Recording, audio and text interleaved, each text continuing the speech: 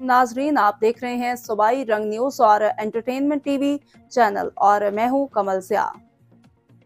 सबसे पहले नजर डालते हैं आज की अहम खबरों पर।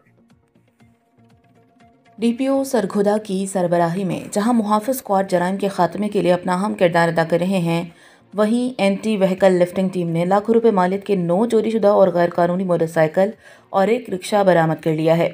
इंचार्ज AVLS ASI आसिफ हंजरा ने टीम के साथ बरवक्त कार्रवाई करते हुए 9 मोटरसाइकिल और एक रिक्शा चोरी शुदा बरामद किया, जिनकी मालियत लाखों रुपए है, जो बाद इस कानूनी कार्रवाई असल मालिकान के हवाले किए गए। जबकि AVLS टीम ने दौरान स्नैप चेकिंग एक मुलजिम से चर्स 540 ग्राम बरामद करके मुलजिम के खिलाफ मुतालिका थाने में मुकदमा दर्ज करवा दिया। बेहतरीन कार्रवाई करने पर DPO सरगोदा ने कहा, सरगोदा पुलिस शहरियों की जान माल के तहफ़्फ़ुज़ के लिए हर लम्हा कोशां रहेगी। इस कार्रवाई पर इंचार्ज AVLS ASI आसिफ हंजरा और इनकी टीम को शाबाश दी।